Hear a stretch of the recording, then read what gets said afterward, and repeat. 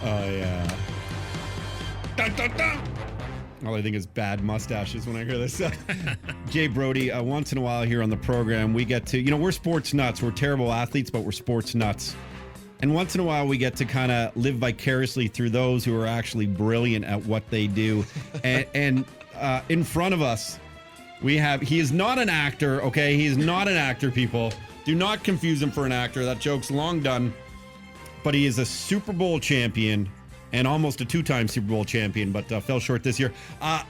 Great pleasure, man. Luke Willson, thank you so much for being on the program. Hey, appreciate you guys having me.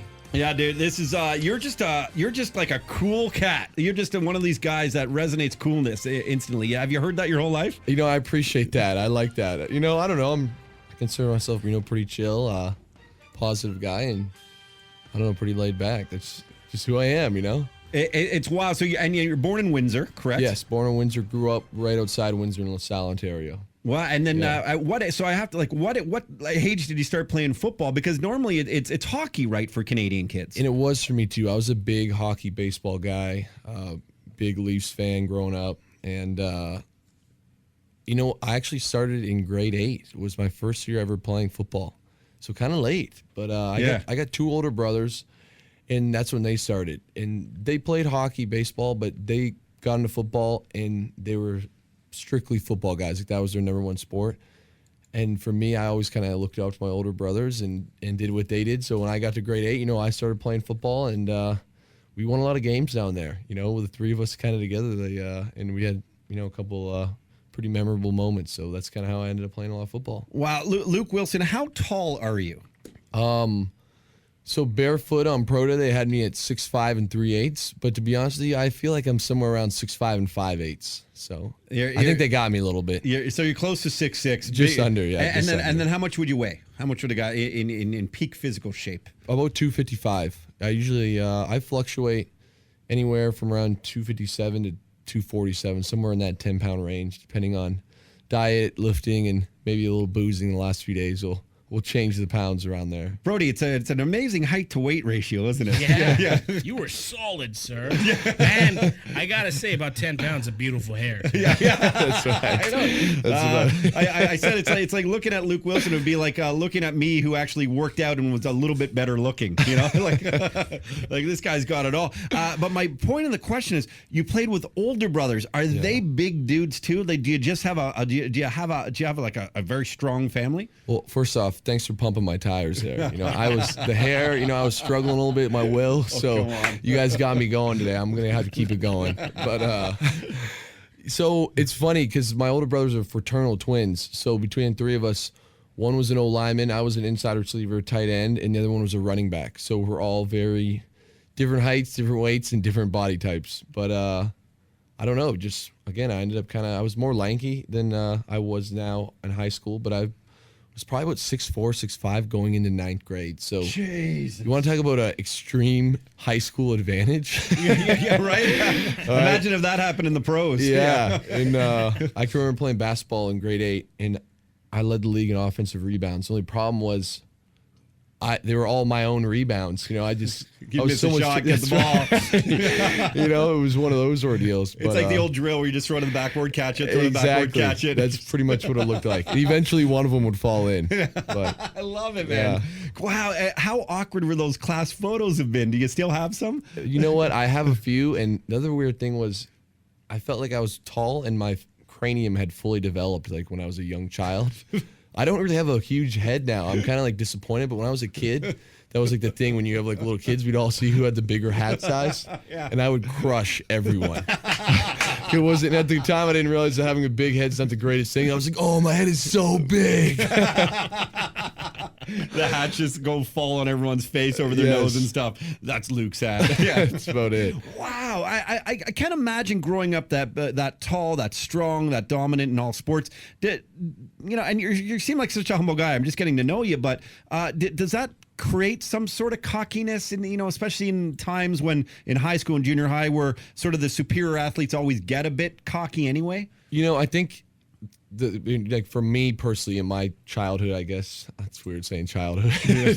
I kind of feel like a kid still. So, but I think two things have kind of swayed me from that. One, between my dad, brothers, and all my buddies, if I got a little too cocky, I mean, these guys, I could win about 10 Super Bowls. These dudes just crush me, man. I get ripped on, like, in lighthearted, don't get me wrong. I'll be firing them back, but that's just kind of the atmosphere you grew up in. But on top of that, you know, I still kind of wonder this, which I understand, you know, sports are on TV and they're enjoyable and fun to watch, but you know, there's a lot of people that are just as successful as I am, but in their own job. And just because it's not played on Sundays and everybody watches it doesn't mean that, you know, I'm better than them or I've had more success than them. You know, there's a lot, believe me. I beg to differ.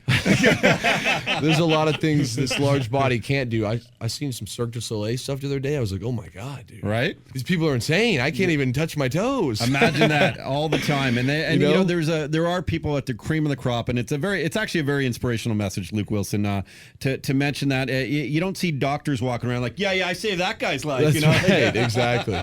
And then picking up, you know, ladies at the club later because of it. Yeah, so that's kind of my thing is, you know, you got to put things in perspective. And I mean, I try hard to. I have my moments, you know, I have my arrogant moments, but I feel like everybody, no matter what you do, have their moments. Confident moments are different from cocky and arrogant, though, right? Like Agreed. You should be. You're an NFL football player. You made it, you know, being a Canadian-born kid where the odds are sort of stacked up against you. You should be overly confident and have some fun with it too. And you know what's tough going into the actual sporting thing is, at this level, if you don't have like, if you're not bordering that confidence, cocky line while playing, I think it's a kind of a negative. Like if you look at a lot of the good players and how they play, you know, they take risks.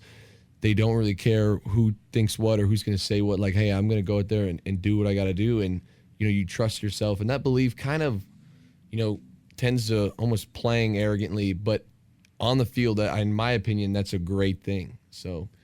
you know what? You got to own it in sports. You got to own it. If you have a radio show, you got to tell people it's the best radio show. And it's okay, I think, if you do it with sort of humility away from it. And I think that's Agreed. the key is there's that balance, right, Luke? Yeah. There's got to be a balance for it. And it's the guys that act like, you know, just jerk weeds, you know, away from it all. Yeah. It's like, come on, you can turn it off a bit. We know you're great. It definitely. I'm with you. And like you said, I think the key is to have a balance. But it's kind of tough to turn off sometimes, especially... Not so much off season, you know, off season you're kind of around, you shut it off, but you know, you get there and you show up even on a practice day and it's like the first thing we do is watch highlights from the practice before and you know, you're with the whole team and guys are hooting and hollering and it's a competitive atmosphere and that's, I mean, it's great. It's kind of how we thrive and then practice comes out and we fly around in practice. Again, I've only been with Seattle so I can't speak to any other teams, but 2 years I've been there, you know, it might not be full contact, but it's competitive. And we're flying around and guys are talking trash and it's fun. I mean, it's football. So sometimes I even catch myself like, again, I'll be outside of football and it's just like you're ingrained in this atmosphere and I'll be playing like a guy in FIFA, like a video game and I'll be getting heated, like just overly, you know, and it's like, dude, I need to calm down. The other day I was playing flag football in London. I've got a brother that goes to school at Western still, and I was like, it was weird because I was actually playing safety, and a dude ran a post route, and he caught it, and I honestly could have killed him. And like it was weird because I like stepped up like, and you kind of get ready. that seeing red, you know. And I'm like, dude, okay, this guy's gonna catch it. Like I gotta knock the ball out, but it's like a no contact league. And again, I like stopped, and it like took me, and it was at that moment I was like, dude, you need to calm down. Like it was almost like confusion set into my head. It's like it's honestly like being a trained animal. It would be like Bradley Cooper in Wedding Crashers. You remember when they played that football game? Yes, you know, it's supposed to be a friendly family game. Again, just dominated the guy. Yeah. Because even in practice for us, it's like if something happens to you in practice, like that's not great. If someone gets an interception on me or bats a ball down, makes a real nice play, like that's going to be on the highlight film in front of the whole team, and you don't want to be on the opposite end of that highlight. So again, it is what it is, but it's hard for me, more so not outside of the game, but when I'm playing the game or doing something competitive, to like turn that switch off because it needs to be on for the duration. Even like watching film, like, hey man, I don't want somebody else to pick up something I'm not, or like me not to be focused in. Like I gotta, you know, be on my X's and O's. If I can find something that makes it better in the game, like it's just all day a competitive attitude. Yeah, I mean, you're trained that way, like you said. Luke Willson is here, a Super Bowl champion for the Seattle Seahawks. Lost this year, but won the year before. Unbelievable stuff. At what point do you start thinking to yourself and your family's looking at you, Luke, and they go, we got a kid who might make the NFL here. Like this guy, wow, he's fast, he's strong, he's catching the ball, he's blocking, he's hitting. At what point do you sort of start getting that in your head? I think for me, it was kind of always an idea, and like you hear this stuff. I'm playing at a high school in LaSalle, and you would people would be like, oh man, because I've always been able to run well since I was a little kid, and like, dude, your height, you have NFL potential. But again, I don't want to say I was negative about it, but I had no idea what that meant. I'm like, I didn't know anyone who was in the NFL. I mean, I've heard of some guys, and it's not like being in the NFL is there's a bunch of us from Canada. So I went down to Rice, really not knowing what to expect. And then to be honest, Rice doesn't have, we're getting better, but we don't have very many NFLers either. So it was you showed up there. And after my redshirt sophomore season, I had a pretty good year. I had a couple of midseason accolades, and it was that. And again, we had played enough teams out of conference where I had seen some big name guys, and at that point, I was like, hey, you know what? If I commit myself and work hard enough and do what I need to do, I think I'll have a shot to be an NFL player. Wow, it must be so exciting for coaches at Rice to be like, hey, we got a guy who might make it, and that helps their recruitment program and stuff, and helps their team down the line. So were there some big names I don't know out of Rice who have made it to the NFL before? Yeah, so I guess back in the day there was some.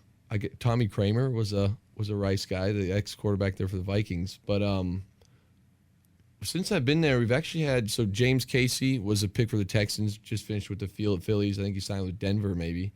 We had another receiver drafted, but actually in my class, the same year as me, Vance McDonald, it was a second-round pick for the Niners. We were roommates, both tight ends. Oh, cool. And then Phillip Gaines last year was a corner for the Chiefs, was a Rice guy. I think he was a second-round pick. We've got a starting safety for the Vikings. Sendejo was a Rice guy. Yeah. Got a couple of Rice guys here. Huh? Yeah. What a Rice going on. Yeah. It's awesome. So there's a few other guys in it. They're kind of bouncing around. This year, we only had one guy picked. It was Christian Covington, another Canadian kid. No out way. Of Vancouver. Yeah, it was a sixth rounder of the Texans. Wow, what an amazing thing. When you go to college and you get you obviously sign a scholarship to go to Rice. Is it everything that we as just sort of sportsmen, fans, fans and laymen watch and see the recruitment process to kind of how fun it can be, to how dedicated it is, to how supportive it is with fans? Is it everything like that Friday Night Lights kind of atmosphere? Absolutely not. No, okay. Not at Rice. Now, I think some of... You had me there. You totally had me. Yeah, no. I got that, I know. Some schools maybe, but at Rice... To be honest, you're in Texas. It was not a, you've got Texas, you've got the University of Houston. Texas A&M's pretty close. And you're in Houston, so it was it's not a college town. Huh. So, pretty much if you liked football, you liked the Longhorns, the Aggies, you might even like the Red Raiders, all right, or the Texans. So Rice was not a huge fan base. And to be honest, it was, don't get me wrong, I'm grateful and blessed to have the opportunity. But I kind of went the same way, hey, I'm 18, leaving Canada, hey, I'm going down to Houston, Texas, play Division I ball, and you get down there, and it's a bit of a grind. It was a bit of a grind, and the thing you forget about, at least at Rice, I kind of thought, hey, school's going to be easy, they're going to take care of us. School's not easy. You have to work hard. You've got there, you're in class, and they would do class. You'd hear, oh, no one cares if you go to class in university because you're paying money. Our coach would send the GAs out to check class, and if you weren't in class, your whole position group is punished. So, you're accountable for other players, dude, and you don't want those guys chirping you after for fucking them up and not starting. Getting up at 5 a.m. to do some gassers or ungodly workout. Oh, shit, eh? Yeah, Okay. not a good scenario. We should start instituting something like that here on the program, Jay. We'll get in shape awfully quick, all of us, for sure. Hey, I'm Jay Brody. Subscribe to our YouTube channel and leave a comment. We read the best ones on the air.